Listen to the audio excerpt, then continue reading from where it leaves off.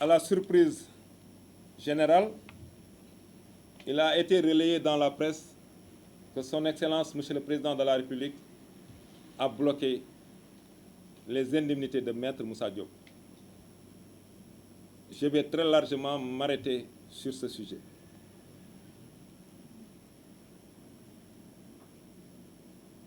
Lorsque Maître Moussa Diop quittait la direction générale de Dakar Dem Dikk, le conseil d'administration a voté des indemnités en sa faveur pour un montant de 120 millions. Les gars, aujourd'hui, on va parler. Qui sont les membres du conseil d'administration? Il y a le président du conseil d'administration qui est nommé par le président de la République. Il y a le contrôleur d'État qui dépend de la présidence de la République. Il y a le représentant du ministre des Finances et du Budget. Il y a le représentant du ministre des Infrastructures, des Transports terrestres et du désenclavement et d'autres corps de l'État. En venant, chaque administrateur requiert les instructions de sa tutelle, qui requiert à elle aussi celle de la présidence. Pensez-vous que si le président de la République voulait faire des crocs en jambes, qu'il me passe cette expression, le conseil d'administration aurait ordonné le paiement de 120 millions d'indemnités?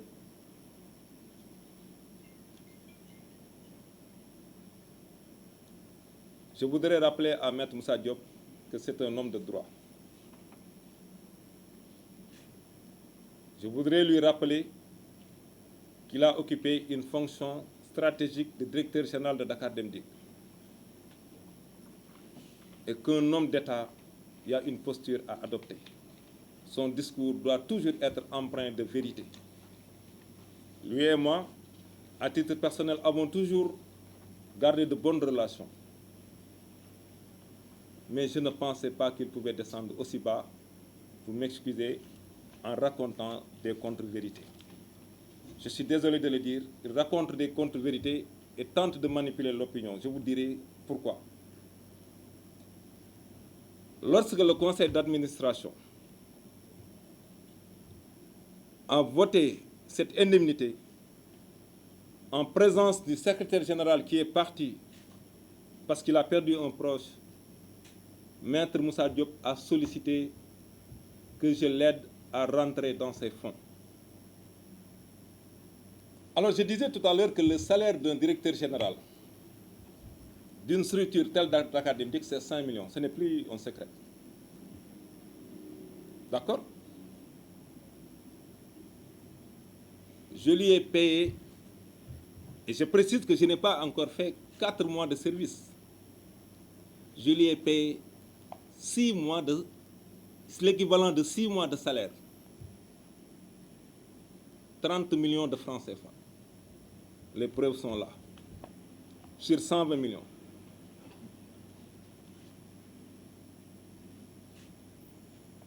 Monsieur le DRH, ces indemnités de départ étaient... L'équivalent de ces indemnités de départ, c'est combien? Non, je les ai, c'est juste que je... Non, on va tout vous montrer. 28 millions, non? Hein? Tous ces droits légaux d'un montant de 28 millions 64 667 francs CFA lui ont été payés. Vous laissez une entreprise en difficulté qui peine à payer les salaires, l'État structure quelque chose, on vous paye l'équivalent de 58 millions et quelques. Vous dites qu'on bloque vos indemnités. Je comprends les raisons pour lesquelles il essaie de se victimiser et de manipuler l'opinion, et je vous le dirai tout à l'heure.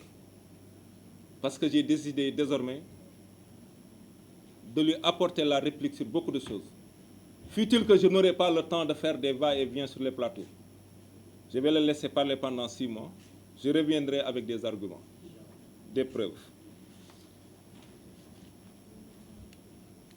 Le problème du carburant n'est plus un secret. Dakar Dem Dikk n'avait plus de quoi payer de carburant et n'avait pas de stock de sécurité. Le problème des salaires aussi, le même mois, j'ai pris service le 15 octobre, à la fin du mois d'octobre, toute la une nationale, presque,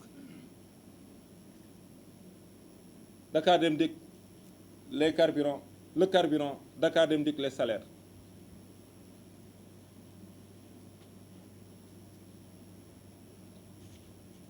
Les salaires des mois d'octobre, novembre, décembre ont été payés par l'État du Sénégal.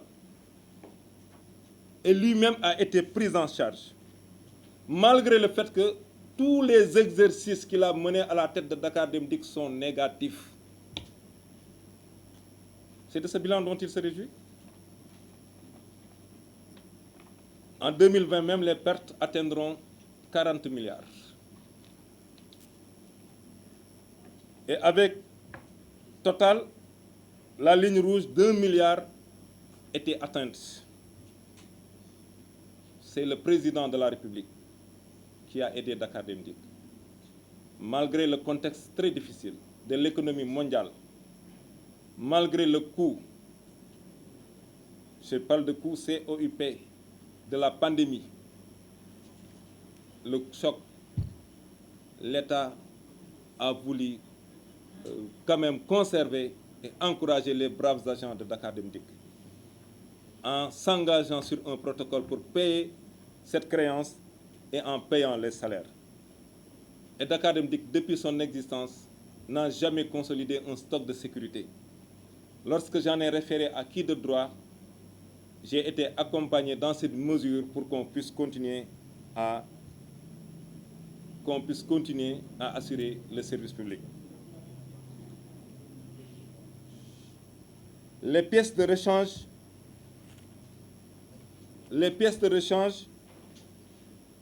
je dis bien les pièces de rechange, il n'y en avait plus et la confiance avec les fournisseurs était rompue, je l'ai dit tout à l'heure.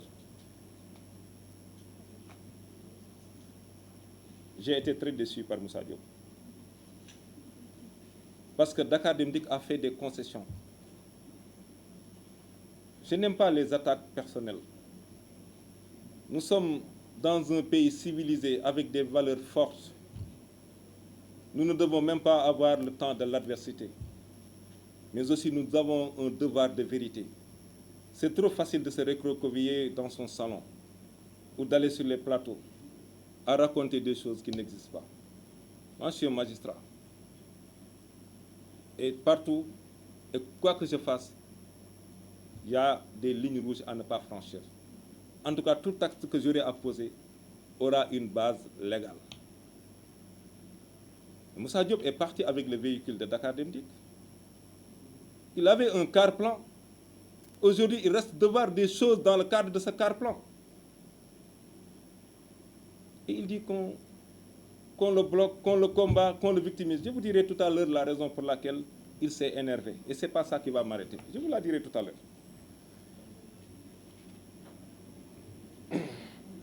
En réalité, je reviens toujours à mon propos. Je vous avais dit que j'étais dans un khalwa. Si vous empruntez ce mot, vous allez me payer. Hein? L'objectif, c'était de diagnostiquer la situation de l'entreprise. Mais dans ce diagnostic, il y a des choses que nous avons découvertes. Ah, il a dit, je pars, mais j'ai mes gars ici. Moi, je ne connais pas ces gars, je ne connais pas mes gars. Ce que je connais, ce sont les travailleurs de Dakar Dem Dikk. Je ne rentre pas dans des considérations politiques. Je ne rentre pas dans des jugements de valeur. Un travailleur, je l'évalue sur la base de ses performances. Et, je vais vous dire, s'il ne s'agissait que de le combattre, moi j'ai conservé la même assistante. Oui, Madame Dramé, c'est elle qui a été son assistante pendant des années, qui a été mon assistante jusqu'à hier, avant-hier, du moins. Parce qu'il faut redéployer les gens. Au Sénégal, les habitudes, pour les directeurs généraux et les ministres, quand ils arrivent, la première chose, c'est qu'ils enlèvent les assistantes. Madame Dramé est là. Qu'elle me dise si une fois, j'ai eu à lui poser une question sur Maître Moussa Diop. Qu'elle me dise si une seule fois, il m'a entendu dire ou voir faire du mal ou qu'ici des gens. Il y a des directeurs, ils sont dans son mouvement. Mais nous sommes dans un état de droit. Chacun est libre d'appartenir à la structure qui lui plaît. C'est comme ça. Il y a des directeurs qui sont là. Le numéro 2 de son parti, c'est un directeur de chez moi. Et pourtant, nous sommes de grands amis. On n'a pas de problème. Nous sommes des gentlemen. Le président n'est même pas dans ces choses. Et moi, quand je l'entends parler du président, je pense qu'il y a des problèmes dont je me permets de taire la qualification. Son Excellence, le président de la République et moi n'avons jamais parlé de Moussa Diop. Nous n'avons même pas ce temps. Il sort, il dit j'ai des preuves X, Y, Z. En réalité, il y a des choses. Dans ce khalwa, nous avons fait ce qu'il convient d'appeler un état des lieux. Personne, parmi les gens ici présents, n'est un ennemi pour moi. Ils sont des collaborateurs et ils savent que je les respecte autant qu'ils sont. Libres à eux d'adhérer à tel ou parti ou mouvement, nous sommes dans le temps de l'action. La politique, c'est une activité, ce n'est pas une profession. Ce n'est pas une profession. C'est une activité qu'il faut savoir mener à certains moments. Mais le travail doit continuer. En réalité, je vais vous dire pourquoi Moussa Diop tente de se victimiser.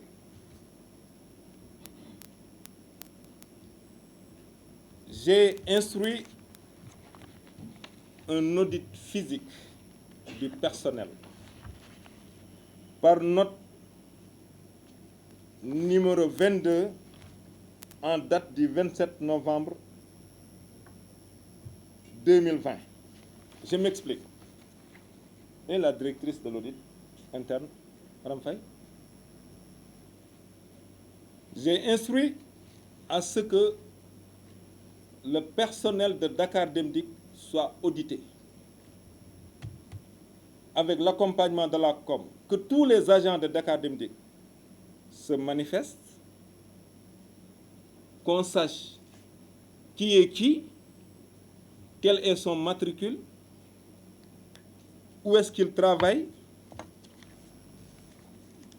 depuis quand il est dans le service, etc., etc.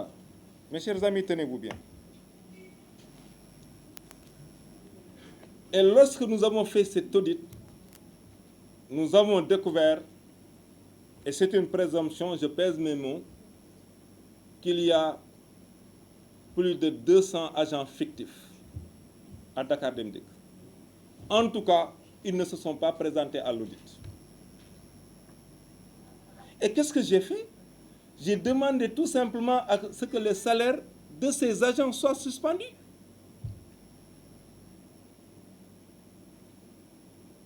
S'ils se manifestent, qu'on sache exactement que ce sont des agents de Dakar Dem Dikk. Mais on fait un état et on leur paye leur salaire. S'ils ne se manifestent pas, on va savoir où est rentré cet argent. Qui percevait les salaires. Et il sait en tant qu'avocat que si jamais ces faits sont avérés, même ne serait-ce que pour 10 agents, sa responsabilité pénale et civile est engagée. C'est la raison pour laquelle il se rue dans les brancards pour dire « oui, je suis victimisé, on a coupé mes indemnités ». C'est du cinéma. Il faut que les gens soient sérieux. Il doit arrêter. Il doit arrêter. Je puis jurer qu'au fond de lui, il n'est pas fier du travail qu'il a fait ici à Dakar Dem Dikk. Et nous avons les preuves. Nous ne sommes qu'au premier épisode. Parce que nous aurons la latitude de revenir et tout ce que nous dirons sera étayé.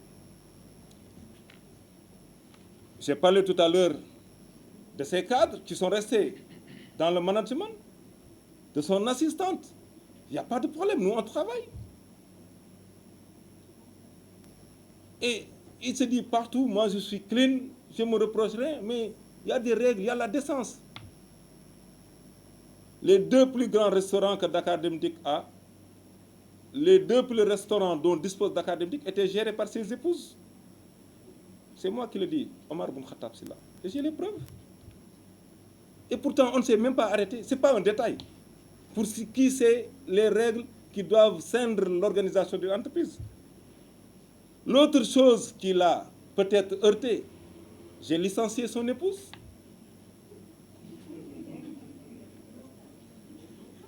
Si, non, je vous explique.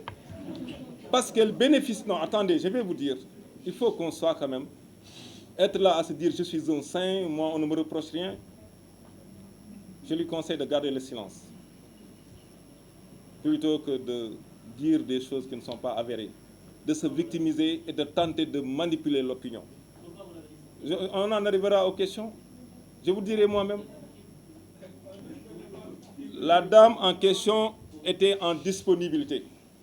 Il vous dira, oui, c'était mon épouse. Moi, je suis un magistrat, je connais déjà les réponses, comment les gens anticipent. Oui, c'était mon épouse, mais je l'ai connue dans l'entreprise. C'est là que je l'ai épousée. Nous ne sommes pas dupes, nous sommes en État. C'est la réponse qu'il vous fournira.